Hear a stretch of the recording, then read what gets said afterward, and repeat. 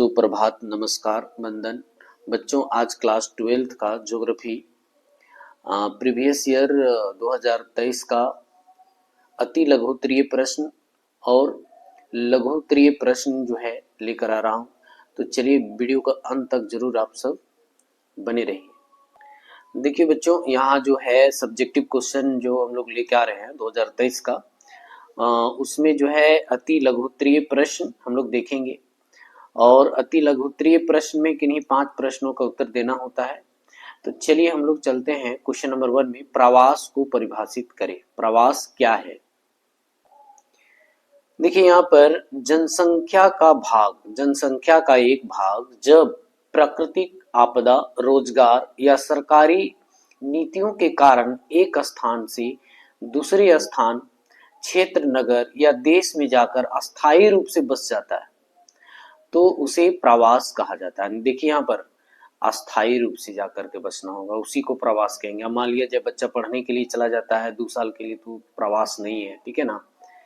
स्पष्ट कराई, जनसंख्या का भाग जब प्राकृतिक आपदा, रोजगार, सरकारी नीतियों के कारण एक स्थान से दूसरे स्थान, क्षेत्र, नगर या देश में जाकर अस्थायी रूप से बस जाता है तो उसे प्रवास कहा जाता है। अब आते हैं प्रवास का क्या कारण है।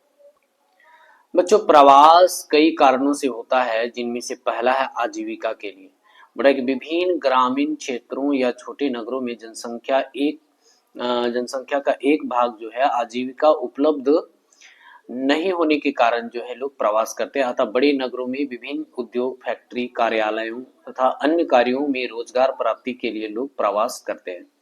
तो मेन जो है आजीविका के अच्छे अवसर के लिए, अच्छे रोजगार के अवसर के लिए जो है लोग जो है नगर की ओर प्रवास कर जाते हैं। दूसरा कारण है शिक्षा, उच्च शिक्षा, टेक्निकल शिक्षा एवं बेहतर शिक्षा प्राप्त करने के लिए लोग एक स्थान से दूसरे स्थान पर गमन कर जाते हैं, या कह सकते हैं कि चले जाते हैं। तो ये भी एक प्रवास है, ठीक है ना। विवाह के लिए देखिए, विवाह प्रवास एक महत्वपूर्ण सामाजिक कारक है। विवाह के पश्चात प्रत्येक स्त्रियां या बोल सकते हैं कि महिलाएं जो हैं जनसंख्या को एक स्थान से दूसरे स्थान पर प्रवास करना पड़ता है। तो इसको भी क्या कहेंगे हम लोग? माइग्रेट कहेंगे, ठीक है। माइग्रेशन जो मैरिज से माइग्रेशन होता है। यहाँ पर चौथा कारण देख सकते हैं कि बेहतर जीवन की सुविधाएं। बड़े व सुनियोजित स्मार्ट शहरों में बेहतर रोजगार, रहन सहन, शिक्षा, चिकित्सा, परिवहन सुविधाओं के कारण जो है लोग प्रवास करते हैं, ठीक है ना।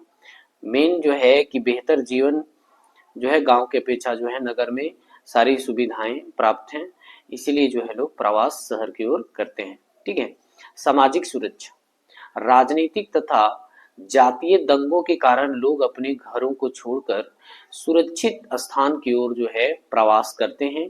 जिन स्थानों पर उन्हें सामाजिक सुरक्षा मिलती है वे वहीं जाकर निवास कर जाते हैं। तो ये था क्या? प्रवास के कारण। क्वेश्चन नंबर 2 में आते हैं, कर्तन और दहन कृषि को परिभाषित करें। तो कर्तन कृषि जो है प्रारंभिक जीविका निर्वाह कृषि को कर्तन कृषि कहा जाता है। कर्तन का मतलब होता है काटना। जब आदिम मानव जंगल को साफ करके या कहिए कि लकड़ियों को काट करके अपनी कृषि जो करते थे तो उसे कर्तन कृषि कहा जाता है। अब आइए, दहन कृषि क्या है? तो दहन कृषि जो है प्रारंभिक जीविका निर्वाह हेतु कर्तन कृषि के लिए पहले जमीन के किसी टुकड़े को, वनस्पति को काट कर, ठीक है, उसे जला दिया जाता था एवं राख को मिट्टी में मिला करके जो है कृषि कार्य किया जाता था, जिसे संयुक्त रूप से कर्तन दहन कृषि कहा जाता है। ये बहुत इंपॉर्टेंट क्वेश्चन है ना। तो इसको जो है ध्यान से सुनिए। क्वेश्चन नंबर 3 क्या है? बोल रहा है कि द्वितीय क्रियाकलाप से आप क्या समझते हैं। देखिए, द्वितीय क्रियाकलाप क्या है? किसी भी अर्थव्यवस्था में उत्पादक के जो है 3 क्षेत्र होते हैं, प्राथमिक, द्वितीयक और तृतीयक। तो ये द्वितीयक है जब बोल रहे वे आर्थिक क्रियाएं जिनमें प्राथमिक व्यवसाय, जिसे बोल रहे प्राथमिक क्रिया से उत्पादित वस्तुएं, जिसको कच्चे माल कहा जाता है, ठीक है ना, कृषि, पशुपालन, खनन आदि से प्राप्त उत्पादों को शक्ति चालित मशीनों द्वारा अथवा हाथ द्वारा अधिक उपयोगी वस्तु में परिवर्तित किया जाता है। कहने का मतलब है कि जो कच्चे पदार्थ हैं, रॉ मटेरियल्स हैं, उनको जो है कैपिटल इंटेंसिव के द्वारा यानी मशीन के द्वारा या लेबर इंटेंसिव के द्वारा यानी श्रमिक द्वारा जो है उसके रूप और आकार में परिवर्तन किया कर दिया जाता है, साथ ही उसे अधिक उपयोगी बना दिया जाता है, तो वो क्या कहलाता है, विनिर्माण कहलाता है। उसी को द्वितीय क्रियाकलाप कहा जाता है। इन्हें द्वितीय क्रियाकलाप इसलिए कहा जाता है क्योंकि द्वितीय क्रियाकलापों द्वारा प्राथमिक उत्पादों का कच्चे माल के रूप में प्रयोग करके द्वितीय प्रकार के उत्पाद प्राप्त किए जाते हैं। कुल मिलाकर के जो है प्राथमिक उत्पाद द्वारा जो है या प्राथमिक उत्पाद के कच्चे माल द्वारा जो है वहां पर कह सकते हैं कि मैन्युफैक्चरिंग करके विनिर्माण करके एक नए वस्तु का निर्माण करता है, या कहिए कि वस्तुओं को मूल्यवान बना करके जो है बाजार में बेचा जाता है, तो ये द्वितीय क्रियाकलाप कहलाएगा। ठीक है। क्वेश्चन नंबर 4 में कहता है कि पर्यटन क्या है। देखिए यहाँ पर पर्यटन क्या है, लोगों का अपने मूल निवास स्थानों और कार्य स्थलों से थोड़े समय के लिए अन्य स्थानों पर रहना तथा मनोरंजन आदि अनेक क्रियाकलापों में लगे रहना ही पर्यटन है। देखिए जब कोई व्यक्ति जो है या लोग जो है मनोरंजन के लिए, ठीक है ना, अपना स्थान को बदलते हैं या थोड़े समय के लिए अन्य स्थानों पर रहना पसंद करते हैं मनोरंजन आदि के लिए, तो अनेक क्रियाकलाप में लगे रहना ही पर्यटन है। इसमें सभी उद्देश्यों से की गई यात्राएं सम्मिलित हैं। वर्तमान समय में पर्यटन आय और रोजगार के अवसर में वृद्धि करने तथा जीवन स्तर को ऊंचा उठाने के लिए एक अच्छा साधन है। अभी वर्तमान समय में देख सकते हैं महाकुंभ लोग जा रहे हैं, तो महाकुंभ जो जा रहे हैं ये भी प्रयागराज क्या है, पर्यटन स्थल बन गया है।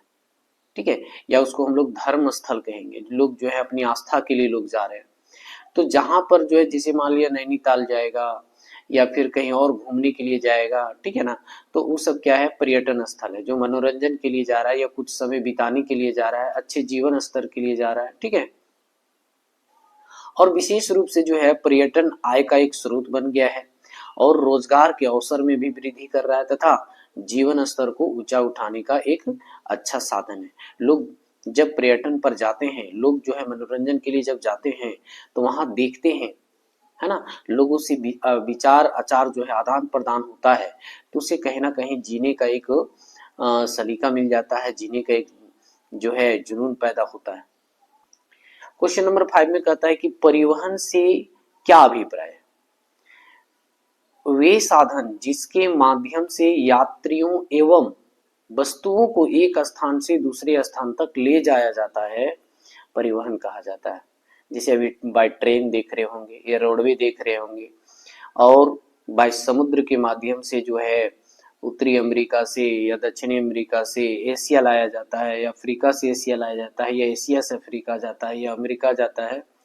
तो ये सारी जो है सामान को, साथ ही यात्रियों को जो है एक जगह से दूसरी जगह ले जाने का जो काम किया जाता है वो परिवहन कहलाता है। परिवहन के जो है 3 साधन है। एक तो एयरवे है जो हवा में उड़ती है, दूसरा रोडवे है, ठीक है, और तीसरा जो है जल के माध्यम से एक जगह से दूसरी जगह लोग आया या जाया जाता है, ठीक है ना, तो उसको क्या कहेंगे हम लोग, परिवहन कहेंगे। नेक्स्ट क्वेश्चन है, क्वेश्चन नंबर 6 में बोल रहा है कि ग्रामीण बस्तियां क्या है। ये सब 2023 में पूछा हुआ क्वेश्चन है, और सिर्फ 2023 में ही क्वेश्चन नहीं, ये 2016 में भी पूछा हुआ क्वेश्चन है, ठीक है। तो ग्रामीण बस्तियां क्या है, चलिए देखते हैं। देखिए बच्चों, ये क्वेश्चन जो है 2019 में भी पूछा हुआ है, 2018 में भी पूछा हुआ है, 2019 में भी पूछा हुआ है, तो ये क्वेश्चन जो है इम्पोर्टेंट तो बनता है। बोला है कि ग्रामीण बस्ती से आप क्या समझते हैं। ग्रामीण बस्ती अधिक निकटता से तथा प्रत्यक्ष रूप से भूमि से निकट संबंध रखती है, यानी गांव के लोग जो है अपनी आजीविका को चलाने के लिए सीधा संबंध किसके साथ रखता है, भूमि के साथ, ठीक है ना। यहाँ के निवासी अधिकतर प्राथमिक गतिविधियों में लगे रहते हैं, यानी उत्पादन से लेकर खनन, उत्खनन, ठीक है, पशुपालन इत्यादि जो है कार्यों से जुड़ा हुआ रहता है, ठीक है। तो इसे हम क्या कहेंगे, ग्रामीण बस्ती कहेंगे। अब देखिए यहाँ पर क्वेश्चन नंबर 7 में, ये 2016 में भी पूछा हुआ है और साथ ही 2023 का जो क्वेश्चन पढ़ रहे, बोल रहे कि कोई भी एक लौह खनिज का नाम लिखें। तो आप एल्यूमिनियम, बॉक्साइड और जिंक, ये सब क्या है, लौह खनिज का जो है एक एग्जाम्पल है। ठीक है, अब हम लोग जो है लघु उत्तरीय प्रश्न देखेंगे। इसमें भी जो है किन्हीं 5 प्रश्नों का जो है उत्तर देना होता है। पहला देखिए, यहाँ क्वेश्चन कहता है कि कुटीर उद्योग की किन्हीं 3 विशेषता का उल्लेख करें। कुटीर उद्योग दक्षता के आधार पर परिवार के सदस्यों द्वारा चलाए जाते हैं। यह दक्षता पारिवारिक संपत्ति होती है। देखिए दक्षता क्या होता है, पोटेंशियल, या कहिए कि उस परिवार का जो स्किल जो है ना। अभी देख रहे होंगे कि कुछ परिवार जो है बांस से बने हथियार का काम करते हैं, मिट्टी से जो है दिया या फिर घड़ा वगैरह बनाया जाता है वो है। तो ये जो है कुटीर उद्योग के अंतर्गत आएगा। बोल रहा है कि अपनी दक्षता के आधार पर परिवार के सदस्य द्वारा चलाए जाते हैं। यह दक्षता यानी पोटेंशियल पारिवारिक संपत्ति होती है। किसी भी व्यक्ति का जो स्किल होता है ना, वो असल में प्रॉपर्टी होता है, उसको बोलते हैं मानव पूंजी। ठीक है ना। अब यहाँ पर दूसरा कहता है कि इसके उत्पादों से परिवार की आवश्यकता पूरी की जाती है। जब वो अपनी दक्षता के आधार पर जो है अपनी आजीविका चलाने के लिए जो है काम करता है, तो उससे जो है अपनी परिवार की आवश्यकता पूरी करती है। अधिशेष उत्पादों को स्थानीय बाजारों में बेचा जाता है। जो भी उत्पादित किया जाता है कुटीर उद्योग के द्वारा या परिवार के द्वारा, और उस उत्पाद को जो है, उस वस्तु को जो है स्थानीय बाजारों में बेचा जाता है। अभी देख रहे होंगे कि बांस से बना हुआ सूप, खांची, ठीक है ना, ये बर्तन है, तो ये जो है स्थानीय बाजारों में आपको आसानी से मिल जाएंगे। ठीक है ना। अब तीसरा पॉइंट कहता है कि इनमें स्थानीय कच्चे माल का प्रयोग किया जाता है, यानी बहुत आसानी से कह सकते हैं कम कीमत पर जो है माल उपलब्ध हो जाता है, जिसे बांस हो गया, मिट्टी हो गया, बहुत कम कीमत पर जो है आसानी से उपलब्ध हो जाता है। तथा इनमें जो है उत्पादन भी छोटे स्तर पर होता है, ज्यादा बड़े पैमाने पर उत्पादन नहीं होता है। सिर्फ अपनी आजीविका को चलाने के लिए जो है लोग लगे हुए रहते हैं इस व्यवसाय से। यहाँ पर 4 पॉइंट हम लोग देखेंगे। बोल रहा है कि इनमें उत्पादन साधारण औजार और उपकरणों की सहायता से, पहिए की सहायता से जो है घड़ा या दिया वगैरह बनाया जाता है, या मिट्टी के बर्तन बनाए जाते हैं। और साथ ही जो है एक चाकू के द्वारा जो है बांस का जो है काट काट करके, या फिर कह सकते हैं उसको औजार के द्वारा जो है, टांगी के द्वारा जो है बांस को काट करके बांस के बर्तन बहुत ही खूबसूरत चीज बनाया जाता है। उपकरणों की सहायता से किया जाता है, परंतु अब कुछ सुधरे एवं सक्षम उपकरणों का भी प्रयोग होने लगा है, यानी जो है आसानी से उसको काट सकता है, उसको जो है मैन्युफैक्चरिंग कर सकता है, तो वैसे जो है उपकरण का लोग प्रयोग करने लगे। तो ये जो है आपका जो है कुटीर उद्योग, ये जो है बच्चों ये ग्रामीण क्षेत्र से जुड़ा हुआ है कुटीर उद्योग। तो ये क्वेश्चन बहुत इंपॉर्टेंट हो जाता है। देखिए क्वेश्चन जो है 9 में, सड़क परिवहन के 3 लाभ बताएं। क्या है सड़क परिवहन? चलिए जानते हैं सड़क परिवहन के लाभ क्या हैं, सड़क परिवहन के गुण क्या हैं। या पहला पॉइंट में देखिए, यह देश के एक क्षेत्र को दूसरे क्षेत्र से मिलाता है। आसानी से जो है एक गांव से दूसरे गांव, एक प्रदेश से दूसरे प्रदेश जो है हम लोग सड़क के माध्यम से अपनी परिवहन करते हैं। वो एक उपभोक्ता एवं उत्पादन को जोड़ता है। जैसे मान लिया जाए कोई उत्पादक जो है अपनी फर्म में वस्तु को प्रोडक्शन करता है, तो उसको मार्केट तक ले जाने के लिए सड़क का इस्तेमाल करता है, तब जाकर के उपभोक्ता उस वस्तु को खरीदता है। ग्रामीण क्षेत्र से नगरों को जोड़ता है। अभी गांव से अगर शहर जाना है, कोई बीमार पड़ जाता है, पहले लोग बहुत परेशानी से लोग जाते थे, ठीक है ना, इसलिए जन्म दर भी ज्यादा होता था और मृत्यु दर भी ज्यादा होता था, ये जो मालथस ने कहा है। तो यहाँ जो जब से सड़क का निर्माण हुआ, गांव को जो है नगर से जोड़ा गया, तो बड़ी आसानी से लोग जो है एक जगह से दूसरी जगह जाते हैं, यानी माइग्रेट करते हैं। वस्तुओं का परिवहन जल्द करता है, यानी जो है सड़क के माध्यम से उत्पाद स्थान से लेकर के जाकर के मार्केट तक जो है उपलब्ध कराता है। छोटी दूरी के लिए भी आदर्श होता है। हम लोग चाहे छोटी दूरी जाएं चाहे लंबी दूरी जाएं, सड़क जो है एक सरल और सहज तरीके से जो है एक जगह से दूसरी जगह हम लोग आ जा सकते हैं। देखिए यहाँ पॉइंट 3 कहता है कि इसका निर्माण एवं रख रखाव कम खर्चीला होता है। सड़क जो है का निर्माण कराने में हालांकि भी जो है कैपिटल इंटेंसिव के द्वारा जो है सड़क का रख रखाव जो है किया जाता है।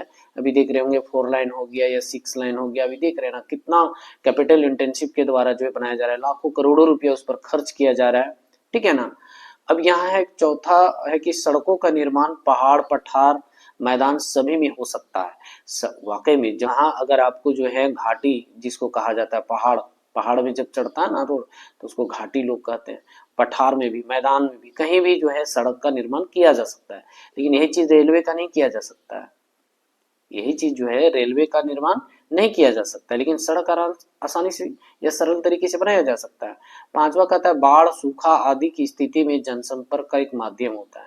बाढ़ आ गया या सूखा पड़ गया, फिर भी जो है सड़क के माध्यम से जो है एक जगह से दूसरी जगह लोग आवागमन करते हैं। पॉइंट 6 में सड़कें सीमा सुरक्षा को मजबूत करती है। ठीक है ना, अगर सड़क से आना जाना जो है हमारा सुरक्षा कर्मी जो है आते जाते रहेंगे, तो जो विपक्षी रहेगा या पड़ोसी देश के जो आक्रांता रहेंगे वो जो है डरेगा, कहीं ना कहीं सड़क से क्या करेगा, वो डरेगा, क्योंकि हमारा जो है सैनिक और हमारा सुरक्षा कर्मी जो है वहां पहरेदार में रहता है। ठीक है ना। अब सड़क परिवहन के कुछ दोष भी हैं। बोलते हैं कि सड़कें जल्द खराब होती हैं। वाकई में जब पानी जो है उस पर जो है ग्रामीण क्षेत्र के लोग जो है बहा देते हैं, या कहिए कि सड़क में पानी जमा हो जाता है, तो उससे भी जो है सड़क खराब हो जाते हैं और टूट जाते हैं, परिवहन में कठिनाइयां उत्पन्न करती हैं। देख रहे हैं सड़क का दुर्घटना भी बहुत ज्यादा हो रहा है। लोग जो है असुरक्षित तरीके से जो है गाड़ी ड्राइव करते हैं, जिसके कारण दुर्घटना होता है। तो ये जो है सड़क परिवहन के क्या है, दोष हैं। ठीक है ना। दूसरा पॉइंट कहता है कि सड़क मार्ग से मुख्यतः पगडंडियों को सहारे लोग दूसरे देश की सीमा में प्रवेश कर जाते हैं, ये भी दोष है। माने रोड देखा तो लोग बांग्लादेशी जो है भारत प्रवेश कर जा रहे हैं, नेपाल के लोग भारत, भूटान के लोग भारत, श्रीलंका के लोग भारत। हालांकि श्रीलंका में जो है वहां तो भैया कह सकते हैं कि बाय नाव द्वारा ही आता है, लेकिन यहाँ बाकी जो पड़ोसी उत्तर भारत की तरफ जो है ना, या फिर कहिए कि पूर्वी भारत में जो बांग्लादेश वगैरह, यहाँ देखिए देश का नाम भी लिखा हुआ है, पाकिस्तान, नेपाल, बांग्लादेश। आए दिन लोग जो है भारत में, इसको लेकर जो है भारत सरकार एनआरसी का भी जो है इस्तेमाल किया था। यहाँ जो विदेशी लोग जो है भारत घुस गया है, खास करके बांग्लादेशी और पाकिस्तान और नेपाल के लोग, इन लोगों के लिए ही जो है एनआरसी लाया गया था, ताकि जो है विदेशी जो घुसपैठी हो बाहर चले जाए। पॉइंट 3 में कहता है कि बरसात के दिनों में कच्चे सड़क मार्ग से परेशानी बढ़ा देती है। देखिए बरसात के दिनों में जो कच्चे सड़क होते हैं पूरा जो है गीला हो जाता है और वो जो होता है कि बह जाता है। ठीक है ना, तो वो जो है परेशानी बढ़ा देती है। इन सब के बावजूद सड़क परिवहन सर्वाधिक उपयोग में आने वाली परिवहन साधन है। इसके बावजूद भी लोग सड़क परिवहन में बहुत ज्यादा उपयोग करता है। ठीक है ना, तो ये आपका आंसर हो गया इसका, सड़क परिवहन का लाभ। क्वेश्चन नंबर 10 में देखिए, बोलता है कि गैर परंपरागत ऊर्जा स्रोत का वर्णन करें। तो चलिए जानते हैं गैर परंपरागत ऊर्जा क्या है। यहां पर क्वेश्चन नंबर 23 में कह रहा है कि गैर परंपरागत ऊर्जा स्रोत का वर्णन करें। देश में या देश के विकास के लिए गैर परंपरागत ऊर्जा के स्रोत का विकास अनिवार्य है। आप जान रहे हैं ना, परंपरागत जैसे कोयला हो गया, पेट्रोलियम हो गया, वो क्या है, अनवीकरणीय संसाधन है, नॉन रिन्यूएबल है, तो वो उसका एक विकल्प होना चाहिए। तो उसका विकल्प जो है एक गैर परंपरागत ऊर्जा है। ठीक है ना, तो और इसका जो है इस स्रोत का जो है विकास बहुत ही जरूरी है, क्योंकि परंपरागत ऊर्जा के स्रोत सीमित होते हैं। अभी जैसे हमने कहा कि कोयला परंपरागत है, पेट्रोलियम, ये सब जो है ना सीमित मात्रा में है। इनमें प्रमुख निम्न है। जैसे मान लिया जाए कि अगर मान लिया जाए कोयला खत्म हो गया, पेट्रोलियम खत्म हो गया, तो हमारे पास एक विकल्प होना चाहिए ऊर्जा का।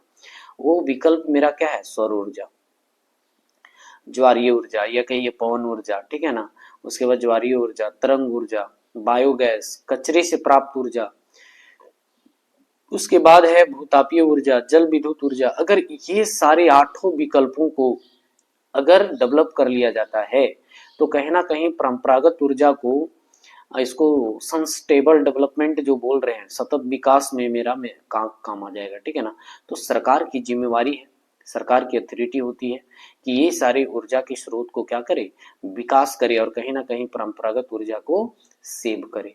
ठीक है, अब यहाँ पर देख सकते हैं कि जो सूर्य ऊर्जा है, सूर्य ऊर्जा का असीमित एवं सतत स्रोत है। ये जो है ना आज से नहीं, निश्चयवाद से लेकर के संभावनावाद तक जो है लोग आज भी यूज कर रहा है। ठीक है ना, इसीलिए जो है निश्चयवाद में सूर्य का जो है पूजा लोग करते थे। अब यहाँ देखिए पवन ऊर्जा क्या है, तेज हवा में ऊर्जा होती है। चेन्नई में पवन ऊर्जा और खास करके जो है राजस्थान में जो है इसका पवन या टरबाइन लगा दिया जाता है, तो हवा के माध्यम से जो है इलेक्ट्रिक जनरेट की जाती है। प्रौद्योगिकी केंद्र सीबेट की स्थापना की गई, कहाँ पर, चेन्नई में। अब बायोगैस, जीवों की उत्सर्जित पदार्थ एवं उद्योगों को अवशिष्ट से बायोगैस बनाया जाता है, जो ऊर्जा का एक अच्छा स्रोत है और ये प्रदूषण मुक्त भी है, ठीक है ना। ज्वारीय ऊर्जा, समुद्री लहर और ज्वार भाटे से बिजली का उत्पादन किया जाता है, लेकिन कम मात्रा में, इसी का तो विकास करने की जरूरत है। अब यहाँ बोल रहा है कि भूतापीय ऊर्जा, बोल रहा है वह ऊर्जा है जो प्राकृतिक गर्म पानी के झरने से, तालाब से संयंत्र लगाकर जो है प्राप्त की जाती है, इससे भी जनरेट की जाती है बिजली। इसी तरह कचरे से भी ऊर्जा उत्पन्न की जा रही है, ठीक है ना। तो ये जो है मेरा क्या है, ये तो गैर परंपरागत ऊर्जा के स्रोत है, जो परंपरागत ऊर्जा का एक विकल्प है।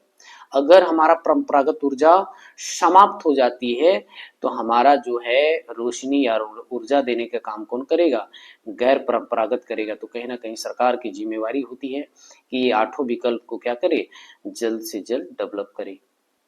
क्वेश्चन नंबर 11 में देखिए, वर्षा जल संरक्षण की नहीं के किन्हीं जो है 3 विधियां बताएं, कैसे जो है वर्षा का जल को संरक्षण किया जा सकता है।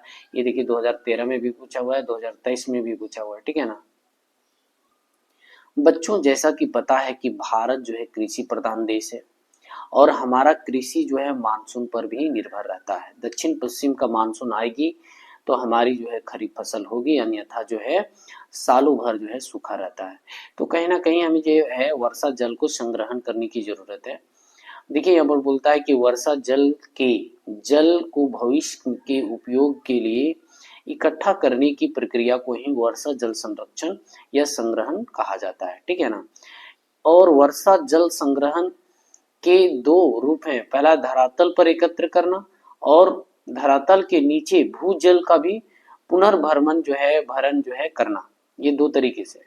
अब यहाँ पर देखिए भारत में इसकी आवश्यकता क्यों जरूरी है, बोल रहा है कि जल की लगातार बढ़ रही मांग को पूरा करना है। अभी देख रहे हैं जैसे ही समर वेकेशन आ जाता है, यानी समर आ जाता है, गर्मी आ जाती है, तो उस वक्त जो है जल स्तर हमारा जो है नीचे चला जाता है। क्यों? चूंकि लगातार जो जंगल कट रही है। अब जंगल की वजह से जो है ग्राउंड लेवल को जो पानी को ऊपर उठा के रखता था, लेकिन जंगल के अभाव के कारण जो है धीरे धीरे उसका लेयर नीचे जा रहा है। तो कहीं ना कहीं अगर हम लोग वर्षा जल को अगर बचा कर रखेंगे तो इसको जो है मांग के पूरा किया जा सकता है। दूसरा कहता है नालियों में गाद मिट्टी भरकर जल प्रवाह को अवरुद्ध करने वाले पृष्ठ जल प्रवाह को कम करना, ठीक है ना। नालियों में जो है गाद मिट्टी भरकर, ठीक है ना, जहां पर नाली है तो गाद मिट्टी का मतलब है कि जो मिट्टी बहकर के आता है उसको थोड़ा सा ढेर कर देना, ताकि जो है पानी जमा हो जाए और उससे कुछ दिन तक जो है मिट्टी को एब्जॉर्ब करने में जो है टाइम लगेगा, ठीक है। और यहाँ पर जो है कहता है कि सड़कों पर जल भराव को रोकना चाहिए। जो सड़क में जो जमा हो जाता है, सड़क भी उसमें खराब हो जाता है और पानी भी क्या हो जाता है, बह के निकल जाता है, ठीक है ना। तो इसके कारण जो है ये कह सकते हैं इसको बचाने की जरूरत है, या फिर कह सकते हैं कि जल भराव को रोकना पड़ेगा। फिर बोल रहा है कि चौथा, भौम जल को प्रदूषित होने से रोकना होगा, यानी कहने का मतलब जो पीने योग्य पानी बहुत कम परसेंट में है। आप देख रहे होंगे कि समुद्र में रहकर भी प्यासा लोग रहते हैं, क्यों? क्योंकि समुद्र की पानी जो है पीने योग्य नहीं होता है। तो कहीं ना कहीं भौम जल को जो प्रदूषित हो रहा है उसे रोकने की जरूरत है। यहाँ पर देख सकते हैं कि भौम जल भंडार को बढ़ाकर जल स्तर ऊंचा किया जा सकता है। जो आजकल जो है पानी जो रोड में या सड़क में या नाली में जो बहते रहता है, उसको अगर चिप गार्ड कोड़ करके जो है उस मतलब गड्ढे में जो है पानी को डाला जाए तो कहीं ना कहीं जल स्तर ऊंचा उठेगा। फिर क्या है कि मृदा अपरदन को कम करना, ठीक है ना। मृदा अपरदन कैसे कम होगा, तो हमें पेड़ लगाना पड़ेगा, ठीक है ना।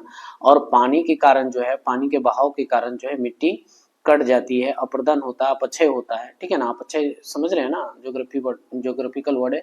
जब हवा और वर्षा के जो है द्वारा जो है मिट्टी का ऊपरी लेयर, या कह सकते हैं कि पृथ्वी का ऊपरी लेयर जो है बह जाता है, तो उसको हम लोग अपक्षय कहते हैं, ठीक है। और मिट्टी के कटाव को जो है कहते हैं हम लोग अपर्दन। अब यहाँ देखिए बोल रहा है कि गर्मियों एवं सूखे के समय घरेलू आवश्यकता को पूरा किया जा सकता है। हम लोग छत पर भी जो है पानी को संग्रह कर सकते हैं। मजबूत जो है अगर उसको बीम दे करके बनाया जाए तो छत पर भी जो है पानी को संग्रह कर किया जा सकता है। धरातल पर भी किया जा सकता है, धरातल के अंडरग्राउंड भी किया जा सकता है। अब जल संग्रह के लिए निम्नलिखित उपाय किए जाते हैं। देखिए बोल रहा है कि मकान की छतों पर जल संग्रह। अभी हमने कहा कि अगर मजबूत बीम बना करके जो है छत को बनाया जाए तो कहीं ना कहीं वर्षा जल को हम लोग संग्रह कर सकते हैं। मेड़बंदी, जैसे मान लिया जाए कि खेत है तो खेत को जो है मेड़ बनाया जाता है, हम लोग भेड़ बोलते हैं, तो उसको अगर मजबूती से बनाया जाए तो पानी वहां भी संग्रह किया जा सकता है। सीढ़ीदार खेत निर्माण करके, जैसे पहाड़ी क्षेत्रों में जो है वहां जो है सीढ़ीदार जो है खेत को बना करके पानी को कहीं ना कहीं रोका जा सकता है। फिर बोल रहे बरसाती नदी की बांध, बरसाती नदी की जो बांध है उसको क्या है कि अगर हम लोग नदी है तो नदी को अगर डैम बना दिया जाए तो कहीं ना कहीं जल को क्या करेगा, संग्रह करके रखेगा। छोटा तालाब का निर्माण, जगह जगह पर जो है तालाब का निर्माण कराने से जो भूमिगत जल है उसका भी जल ऊपर उठा हुआ रहेगा। ठीक है।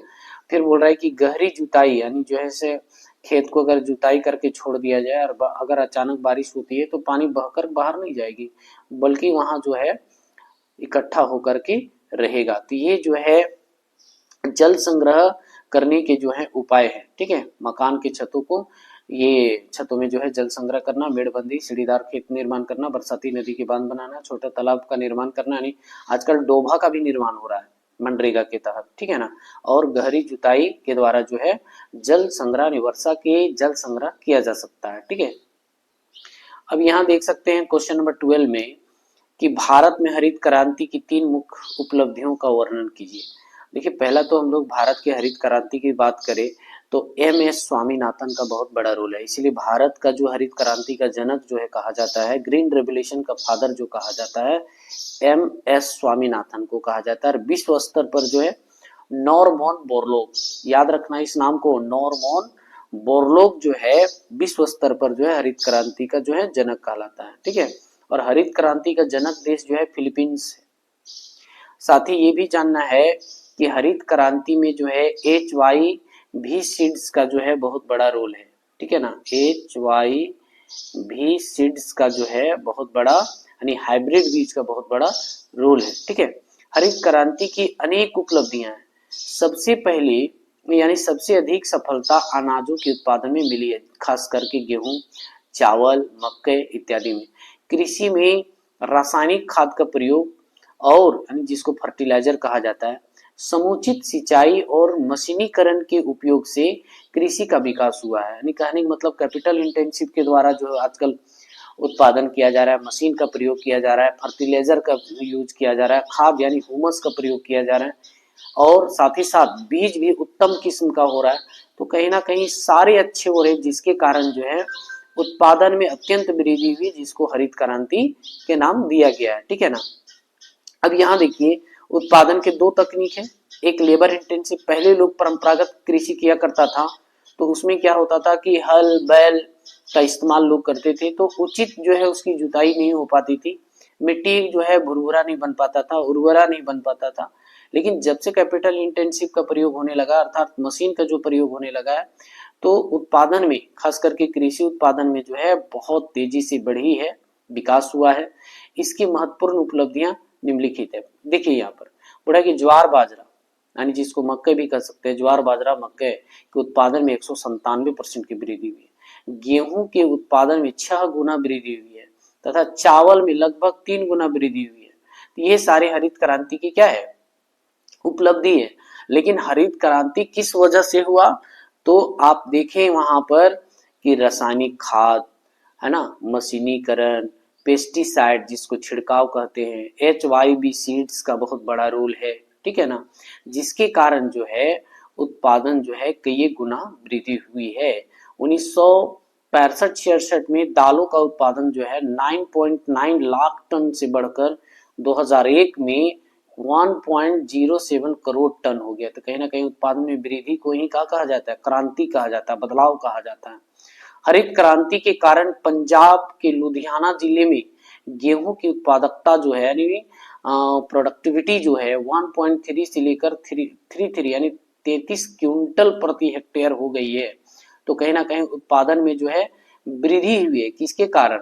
तो HYB सीड्स के कारण, रासायनिक खाद के कारण जिसको फर्टिलाइजर कहा जाता है, कैपिटलिज्म इंटेंसिव के कारण यानी मशीन का जो है हम लोग उपयोग के कारण, अभी जो है कीटनाशक दवाई जिसको हम लोग पेस्टिसाइड कहते हैं उसके कारण जो है बहुत ज्यादा जो है उत्पादन में वृद्धि हुई है। जो हरित क्रांति के 3 मुख्य उपलब्धि हम लोग जो देखे।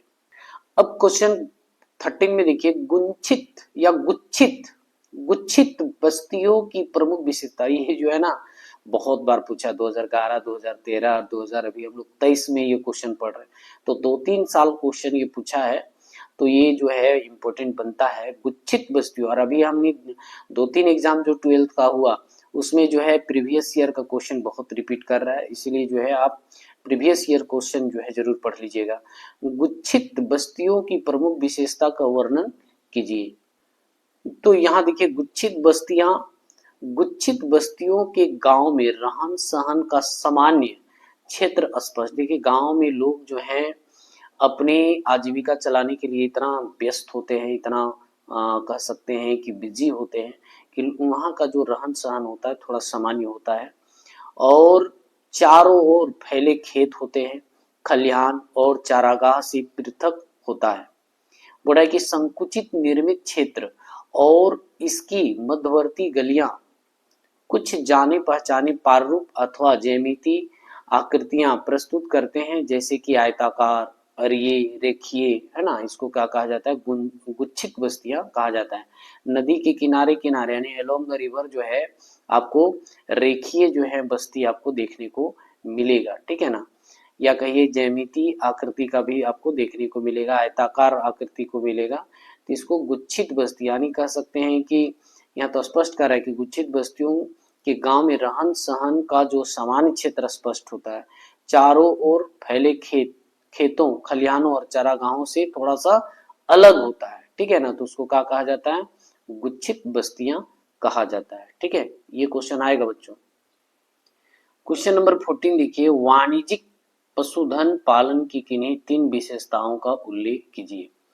बड़ा पहला कि व्यापारिक पशुपालन मुख्यतः नई दुनिया में प्रचलित है, यानी पशुपालन भी आजीविका का एक मुख्य साधन है, आय का स्रोत है। तो इसलिए बोले नई दुनिया, तो नई दुनिया अमेरिका को कहा जाता है, नई दुनिया में प्रचलित है। इसके कुछ मुख्य जो है क्षेत्र उत्तरी अमेरिका के प्रेरी घास, जहां पर जो है घास का मैदान है वहां पर जो है पशुपालन किया जाता है। मध्य अमेरिका का लागोस, दक्षिणी अमेरिका के पंपास, दक्षिणी अफ्रीका के वेल्ड और ऑस्ट्रेलिया के डाउन्स और न्यूजीलैंड के घास के मैदान में जो है व्यापारिक पशुपालन किया जाता है, ठीक है ना। अब ये घास का मैदान भी आपको ऑब्जेक्टिव में पूछेगा, ठीक है ना, कि जो है वेल्ड घास कहाँ पाया जाता है? तो दक्षिण अफ्रीका में। दक्षिण अफ्रीका में एक और घास पाया जाता है जिसका नाम है सवाना घास, ठीक है ना। तो ये घास का मैदान आपको तो 100% बच्चों आएगा ही आएगा, इसलिए ध्यान दीजिएगा। दूसरा पॉइंट कहता है कि व्यापारिक पशुपालन एक निश्चित स्थान पर बाड़ों में किया जाता है, जो है बाड़ लगा करके जो है पशुपालन किया जाता है। नहीं कहिए कि वहां पर जो है छोटा क्रिकेट वगैरह का अच्छा जो है पशुओं को रहने के लिए व्यवस्थित किया जाता है, जिसको बाड़ कहा जाता है, उसमें भी जो है पशु का पालन किया जा रहा है, ठीक है ना। और उनके चारों ओर व्यवस्था स्थानीय रूप से की जाती है और पशुओं को भी व्यवस्थित तरीके से जो है खान पान जो है पानी की व्यवस्था जो है दिया जाता है। पशुओं को वैज्ञानिक पद्धति के अनुसार पाला जाता है, यानी उनको जो है बीच बीच में जो है मेडिसिन वगैरह की जरूरत होती है, टीकाकरण की जरूरत होती है, क्योंकि उनका भी बीमारी बहुत सारा होता रहता है।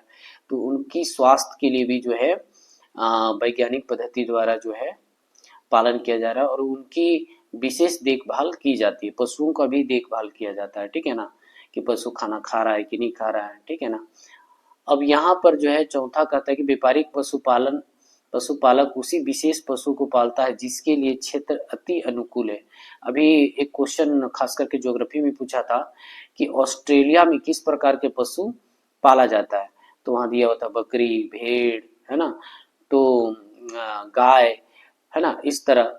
तो यहाँ पर जो है ठंडे प्रदेशों में जो है जिस जानवर के शरीर में क्या होता है, ऊनी होता है, या कहिए कि उसका जो घना बाल होता है, तो वही जो है ठंड प्रदेशों में या नॉर्थ पोल या साउथ पोल में पाला जाता है। बाकी जो है अगर गर्मी का क्षेत्र है तो उसके बाल में अगर कम, उसके शरीर में कम भी बाल है तो वह पाला जा सकता है, ठीक है ना। इसलिए यहाँ बोल रहा है कि व्यापारिक पशुपालन विशेष पशु को पालता है जिसके लिए क्षेत्र अति अनुकूल है, क्षेत्र के हिसाब से पशु पाला जाता है। अब यहाँ पर देख सकते हैं कि व्यापारिक पशुपालन में दूध, मांस, ऊन, खालों आदि का जो है उत्पादन होता है जिनका अन्य क्षेत्रों के साथ व्यापार किया जाता है। तो ये तो था वाणिज्यिक पशुपालन, है ना। अब हम लोग जो है दीर्घ उत्तरीय प्रश्न पर आएंगे जो 2023 में जो है क्वेश्चन पूछा हुआ है, विश्व में जनसंख्या के वितरण को प्रभावित करने वाले भौगोलिक कारकों की व्याख्या कीजिए। देखिए जो है ये क्वेश्चन इतना इम्पोर्टेंट है कि मत बताइए। बोला है कि विश्व में जनसंख्या वितरण, तो चलिए हम लोग जानते हैं विश्व में जनसंख्या के घनत्व को प्रभावित करने वाले प्रमुख कारण जो है हम लोग देखेंगे। जनसंख्या घनत्व को उत्तरदायी निम्नलिखित कारक हैं। पहला कारण क्या है? ऊंचा वक्ष। क्या है? ऊंचा वक्ष। यानी यहाँ पर देखिए धरातल की बनावट जनसंख्या घनत्व को प्रभावित करती है। यानी भारत का जो है उत्तर भारत में पहाड़ी क्षेत्र है ना, पश्चिमी घाट में भी पहाड़ी क्षेत्र है, बीच में मैदानी भाग है, फिर नीचे है पठारी भाग है। तो कहीं ना कहीं जो है बोला कि धरातल की बनावट जनसंख्या घनत्व को प्रभावित करती है। पर्वतीय, उबड़ खाबड़, पठारी भाग तथा मरुस्थलीय क्षेत्रों में मैदानों की अपेक्षा कम घनी जनसंख्या होती है। यानी जनसंख्या का जो वितरण है वो पर्वतीय क्षेत्रों में कम है। खास करके अभी देखिए अरुणाचल प्रदेश में आप देखिएगा तो 17 व्यक्ति प्रति वर्ग किलोमीटर रहता है, जो कि पहाड़ी क्षेत्र है। लेकिन यही चीज अगर आप बिहार में देखिएगा तो बिहार का पॉपुलेशन डेंसिटी कितना है? 1106 लमसम है। बिहार में जो है पॉपुलेशन डेंसिटी कितना है? 1106 आसपास है। यही जो है अरुणाचल प्रदेश में मात्र 17 व्यक्ति है। तो कितना अंतर है? यहाँ अंतर क्यों है? यहाँ जो है पर्वतीय क्षेत्र है, कौन? अरुणाचल प्रदेश, जबकि मैदानी भाग है, कौन? तो बिहार। तो यही कारण है कि बिहार का जो पॉपुलेशन डेंसिटी है, जनसंख्या का घनत्व जो है अधिक पाई जाती है। अब यहाँ पर देख सकते हैं उदाहरण के लिए कि जम्मू कश्मीर और उत्तरी पूर्वी भारत तथा मरुस्थलीय प्रदेश में जनसंख्या का घनत्व कम पाया जाता है। अभी मैंने कहा ना कि जो उत्तर में जो है अरुणाचल प्रदेश है, वहां पर जो है कम जनसंख्या। अब मान लिया जाए कि जहां जीव के लिए अनुकूल जलवायु नहीं होता है तो वहां पर जो है जनसंख्या कम पाई जाती है। दूसरा कारण क्या है? जलवायु। अब यहाँ जो क्लाइमेट देखेंगे, उपर्युक्त जलवायु वाले क्षेत्र जैसे उत्तरी मैदान में घनी जनसंख्या पाई जाती है। खास करके जो है उत्तर प्रदेश हो गया, है ना, फिर हो गया बिहार हो गया, फिर उधर दिल्ली हो गया, तो वहां पर जो है जनसंख्या घनी पाई जाती है पंजाब में। इसके विपरीत अति शीत जैसे जम्मू कश्मीर तथा अति गर्म जैसे राजस्थान में जनसंख्या कम पाई जाती है। जहां पर जो है गर्म मरुस्थलीय है तो वहां तो रोजी रोजगार के लिए जो है अच्छा है नहीं, खेती योग्य जो है भूमि है नहीं, तो वहां कम पाए जाएंगे। लेकिन जहां पर क्लाइमेट्स अच्छे हैं, वहां जलोढ़ मिट्टी पाई जा रही है, मैदानी भाग है, तो वहां पर जो है जनसंख्या ज्यादा पाया जाता है। तो ये क्लाइमेट भी बहुत मायने रखता है। तीसरा पॉइंट कहता है कि जल आपूर्ति। भारत कृषि प्रधान देश है। कैसा देश है? कृषि प्रधान देश है, इसलिए वर्षा का अधिक महत्व है। वर्षा के वितरण और जनसंख्या के घनत्व का गहरा संबंध है। जहां पर वर्षा नियमित रूप से प्रत्येक वर्ष होता है, वहां जो है खेती योग्य भूमि हो, तो वहां जो है जनसंख्या का घनत्व जो है अधिक पाया जाता है, नहीं गहरा होता है, ठीक है ना। अब यहाँ जो बोल रहा है कि वर्षा और जनसंख्या, जहां पर वर्षा होगी वहां जनसंख्या अधिक होगी क्योंकि कृषि योग्य भूमि होता है, ठीक है ना। फिर बोल रहा है पश्चिम बंगाल में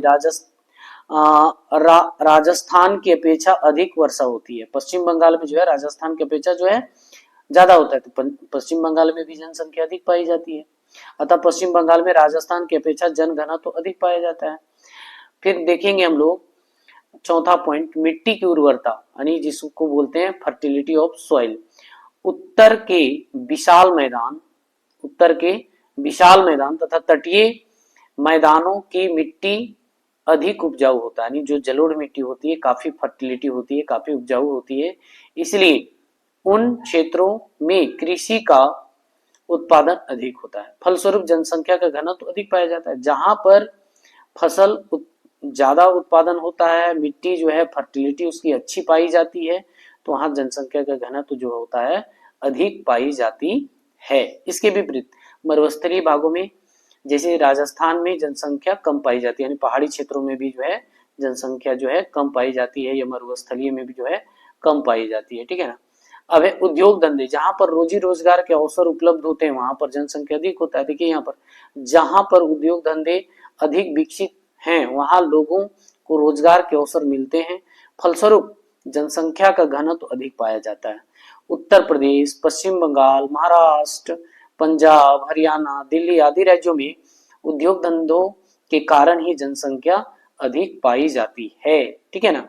तो जहां पर इंडस्ट्रियल एरिया होगा, जहां लोगों को रोजगार मिलेगा, तो वहां वो जो है पॉपुलेशन डेंसिटी ज्यादा पाया जाता है। अब यहाँ क्वेश्चन जो पॉइंट 6 है, मिनरल्स की बात कर रहा है, खनिज पदार्थ, जिन क्षेत्रों में लोहा, कोयला, सोना, मैग्नीज, खनिज तेल आदि पदार्थ पाए जाते हैं वहां लोगों को खानों में रोजगार मिलता है। इसके फलस्वरूप ऐसे क्षेत्रों में जैसे छोटा नागपुर का पठार, जैसे झारखंड में आप देखिएगा छोटा नागपुर पठार, दक्कन का पठार, उड़ीसा, पश्चिम बंगाल, तमिलनाडु आदि राज्यों में जनसंख्या का जो घनत्व पाया जाता है वो अधिक पाया जाता है, ठीक है ना। 7 पॉइंट का था यातायात के साधन, आने जाने की जो व्यवस्था होती है वो होना चाहिए। यातायात के साधन उद्योग, व्यापार, कृषि को प्रभावित करता है। मान लीजिए कृषि में जो भी फसल उत्पादित होता है तो उसको बाजार तक ले जाने के लिए क्या होना चाहिए, सड़क और यातायात की व्यवस्था होना चाहिए। तो जहां होता है वहां पर जनसंख्या अधिक पाई जाती है। अब यहाँ देख सकते हैं कि उत्तरी मैदानों में अधिक जनसंख्या का प्रमुख कारण है परिवहन सुविधा।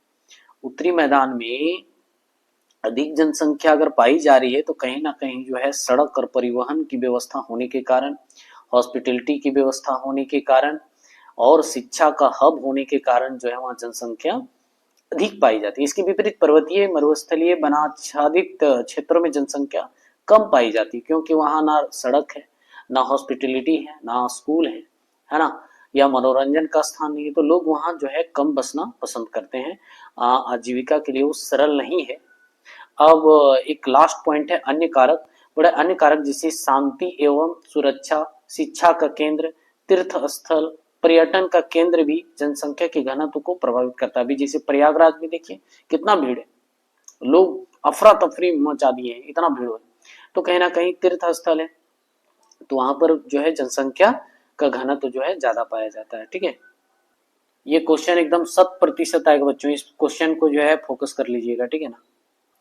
अब यहाँ पर देखिए दीर्घोत्तरीय में भी ग्रामीण अधिवास के किन्हीं 5 प्रतिरूपों की विवेचना करी। देखिए बच्चों, ग्रामीण बस्तियों के विभिन्न प्रारूपों को वर्णन करें। ये जो है 2019 में भी पूछा हुआ है, 2023 में भी पूछा हुआ है, तो ये क्वेश्चन थोड़ा इंपॉर्टेंट हो जाता है। मनुष्यों के आवासों के समूह को जिसमें सड़क, मकान सम्मिलित होते हैं बस्ती कहा जाता है या अधिवास कहा जाता है, ठीक है ना। ग्रामीण बस्तियों को स्वरूप वातावरण की परिस्थितियों पर निर्भर करता है। किस पर निर्भर करता है, तो वातावरण की परिस्थितियों के पर निर्भर करता है। संसार में ग्रामीण बस्तियों के निम्न प्रारूप देखने को मिलते हैं। पहला है रेखीय प्रतिरूप। तो रेखीय प्रतिरूप जो है आपको सड़क के किनारे किनारे या नदी के किनारे किनारे आपको गांव बस्ती मिलेंगे। देखिए इसमें बस्तियां सड़कें, नदियों, नहरों के किनारे किनारे साथ साथ विकसित होता है, तो इसको रेखीय प्रतिरूप कहा जाता है। देखिए यहाँ पर ये है नदी, और नदी के किनारे जो है देख रहे हैं ना किस तरह जो है घर है या बस्ती है, तो इसको जो है रेखीय। अब इनकी जो है जिधर जिधर गुजरी उधर जो है गांव की बस्ती, इसको रेखीय प्रतिरूप कहा जाता है। या तो कह सकते हैं कि नदी अगर बहा है उसके किनारे किनारे जो है शहर, गांव, बस्तियां जो बसा हुआ है उसको रेखीय प्रतिरूप कहा जाता है। जैसे यहाँ पर दो सेक्ट करता है तो वहां देखेंगे कि घना बस्तियां, तो ये भी एक प्रकार का रेखीय है, ठीक है। यहाँ चौराहा प्रतिरूप हो गया ये, और ये हो गया रेखीय प्रतिरूप। चौराहा का मतलब हो गया जो रास्ता जो है एक दूसरे को काटता है। अब चौराहा में देखिए क्या कहता है कि जहां दो रास्तों एक दूसरे को काटते हैं वहां घरों को रास्ते के चारों ओर बनाया जाता है। तो यहाँ मान लीजिए दो रास्ता गुजरा है, बाकी जो है इधर पूरा बस्ती जो है बसा हुआ है, तो इसको चौराहा प्रतिरूप बोलेंगे। और रेखीय में जो है नदी, सड़क, ट्रेन इत्यादि के रास्ते के किनारे किनारे जो बना हुआ रहता है उसको रेखीय प्रतिरूप कहा जाता है।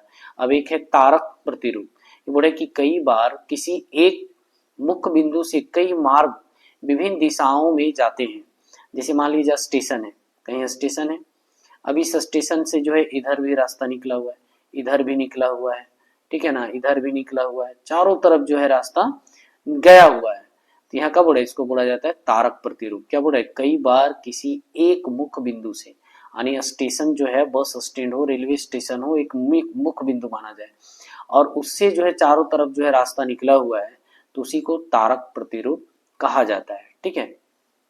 अब बोल रहा है कि वहां सभी मार्गों के साथ साथ बने घर तारक प्रतिरूप कहलाते हैं।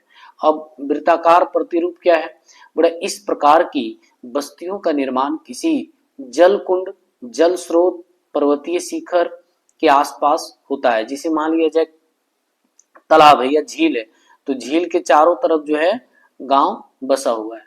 ठीक है ना, ये देख लीजिए इधर रास्ता गुजरा हुआ है, यहाँ पर मान लेते हैं हम लोग झील है, तो यह तालाब है, तो इसके चारों तरफ जो है गांव बसा हुआ है, ये बस्ती बसा हुआ है। ठीक है ना, जल कुंड या जल स्रोत, पर्वतीय क्षेत्र में खास करके मान लीजिए पर्वत है, तो चारों तरफ जो है यहाँ पर जो है इसकी जो धरातल पर गांव बसा हुआ है। ठीक है।